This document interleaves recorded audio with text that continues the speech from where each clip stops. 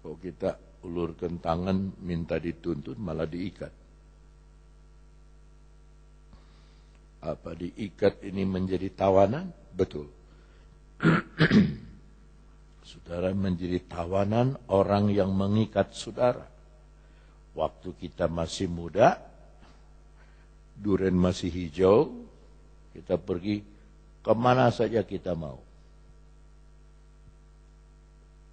Orang yang lebih senang SMS-an daripada firman Allah itu masih mentah.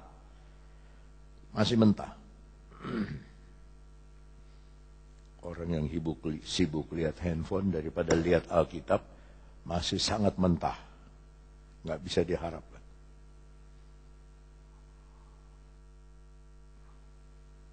Tapi ketika saudara diikat oleh yang lain, oleh cinta Tuhan, Kolose 3 ayat 14 baca. Kolose 3 ayat 14, cepat.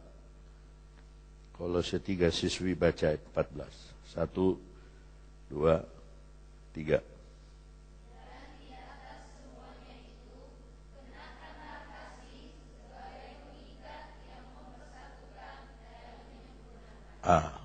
Di situ disebutkan kasih Tuhan mengikat, mempersatukan. Jangan haleluya dulu.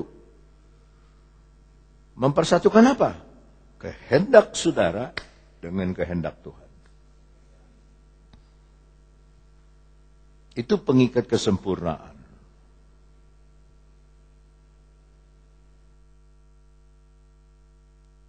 Kemana saja yang dia mau. Saya tadi tes darah saya. Memang dari tadi malam agak tidak enak badan saya. Saya tes darah saya, gula darah saya 61. Terlalu rendah.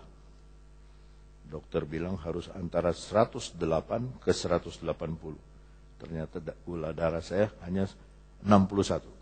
Pantas badan tidak enak. Hampir saya tidak ke Jakarta dan tidak kena khotbah.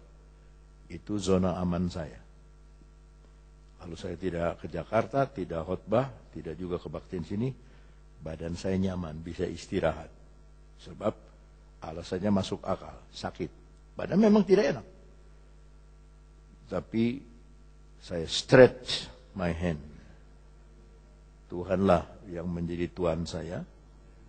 Saya mau pergi ke tempat yang Dia suka, walaupun saya tidak suka. Walaupun bagi daging saya ini tidak enak. Nah, waktu engkau sudah tua, engkau akan mengulurkan tanganmu, dan di situ dipakai kata orang lain. Dalam bahasa Inggris yang lain akan mengikat engkau. Kata mengikat ini bukan tangan saja, tapi gird, mengikat pinggang. Gird itu mengikat pinggang. Nampaknya saudara-saudara, kita sudah tidak bisa jalan.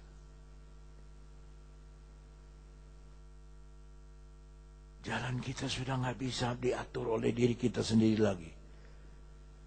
Bukan hanya tangan diikat, pinggang pun diikat, ditarik. Maka tadi saya main saksofon itu, ku tak dapat jalan sendiri. Kita udah nggak bisa jalan sendiri.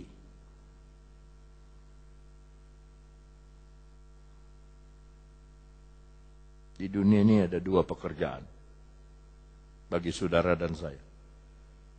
Jasmani dan rohani. Jasmani sudah kerja untuk menyambung hidup yang sementara di dunia ini. Berniaga, berdagang, dan sebagainya. Rohani untuk urusan kita, hidup yang langgeng, yang panjang nanti di surga.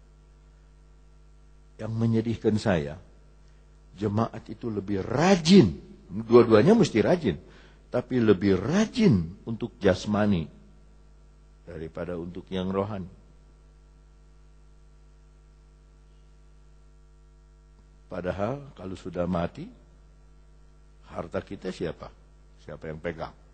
Siapa punya? Apa kita bawa mati? Tentu saja tidak. Rumah kita, tanah kita yang berhektar-hektar, siapa yang mau bawa? Mau bawa apa kita? Kenapa kita tidak memperkaya yang rohani? Sebab dalam Injil Lukas pernah dikatakan, begitulah yang terjadi dengan orang yang kaya bagi dirinya sendiri, tapi tidak kaya di dalam Tuhan. Jadi visi kita, cara pandang kita ini mesti berubah.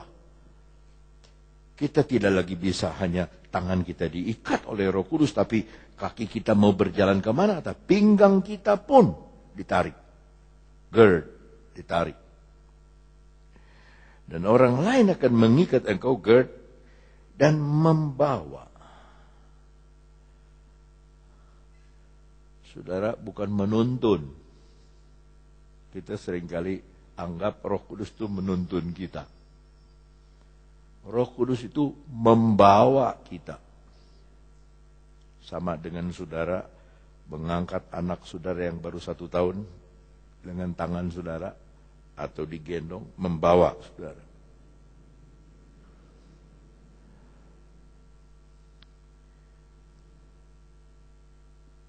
Saya ingin bicara sebentar saja mengenai membawa ini.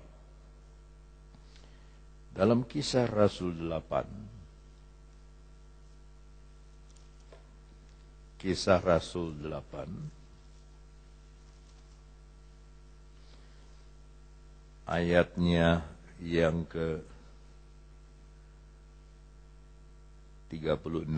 mereka melanjutkan perjalanan mereka dan tiba di satu tempat yang ada air. Lalu kata sida-sida itu, lihat, di situ ada air, apakah halangannya jika aku dibaptis?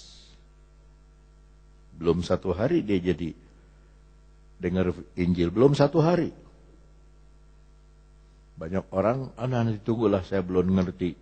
Nanti tunggulah, saya belum ngerti, belum dalam, saya belum bisa untuk dibaptis. Lihat ini sida-sida, belum 1 hari. Lihat, di situ ada air, apa halangannya jika aku dibaptis? Saud Filipus, jika Tuhan percaya dengan segenap hati, boleh. Jawabnya, aku percaya bahwa Yesus Kristus adalah anak Allah.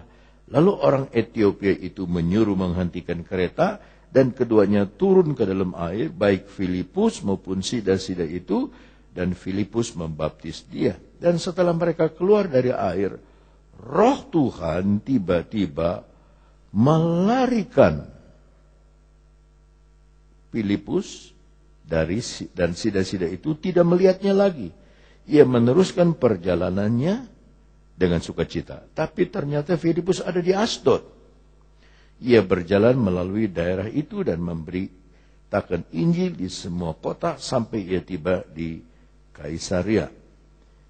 Mari kita baca ayat ke-26. Kemudian berkatalah seorang malaikat Tuhan kepada Filipus, katanya, bangunlah dan berangkatlah ke sebelah selatan menurut jalan yang turun dari Yerusalem ke Gaza. Jalan itu jalan yang sunyi, sampai di situ.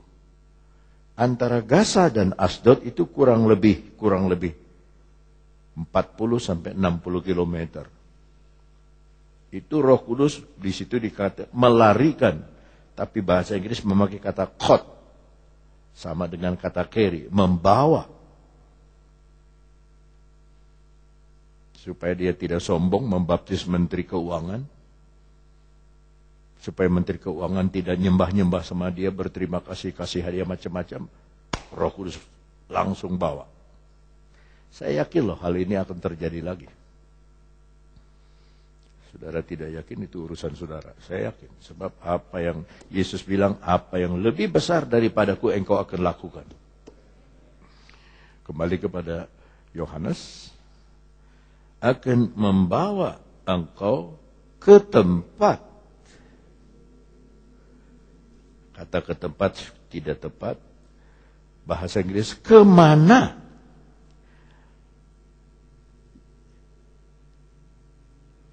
Yang engkau tidak kehendaki.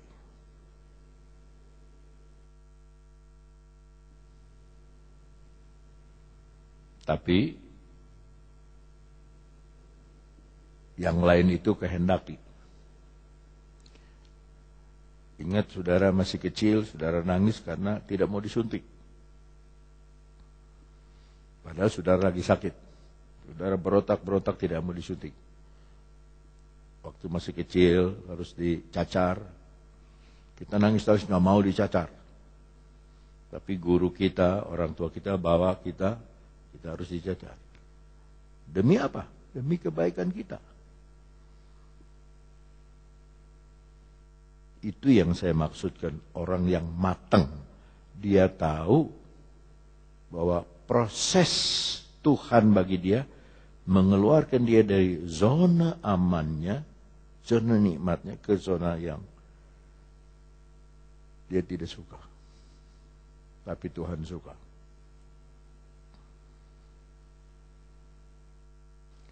Nah, saya berdoa supaya saudara lebih cepat dibawa ke tempat yang Tuhan suka itu. Tapi walaupun kita tidak suka, sebab jauh lebih baik bersama dengan Tuhan daripada kita bersama dengan di dunia ini, walaupun kita berguna di dunia ini.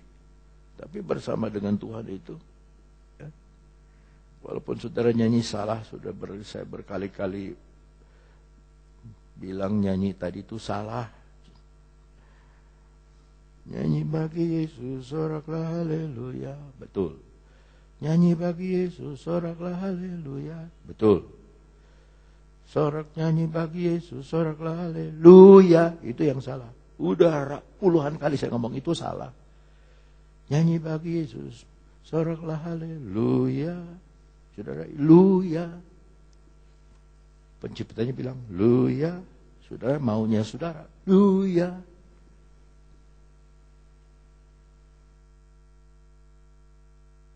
Udah kebiasaan. Dari pertamanya udah salah, nggak tahu siapa yang mulai. Luya. Betapa itu ciptaan saya. Nyanyinya betapa. Ini belum kehendak Tuhan. Pencipta dan yang nyanyi udah lain. Tuhan kita pencipta kita, tapi kita mau jalan lain dari pencipta kita. Pakai karep sendiri. Itu yang saya bilang zona aman kita. Habis sudah enak lagunya begitu. Saya udah biasa lagunya begitu. Nah, mari kita lebih giat dalam pekerjaan yang kekal daripada bekerja untuk dunia yang hanya sementara, yang uangnya naik turun, emasnya naik turun. Rumah yang dibangun bisa kena gempa. Tanah yang dibeli bisa dirampas orang. Dunia. Salomo, raja paling kaya, bilang sia-sia. Mari kita giatkan diri pada hal-hal yang lebih penting. Pada hal-hal yang lebih kekal. Lebih bertahan sampai yang kekal. Sebagai ayat terakhir, kita membuka Yohanes pasal 6. Dalam Yohanes pasal 6, di sana kita membaca, pemain musik tolong ke depan. Dalam Yohanes pasal 6 kita membaca ayatnya.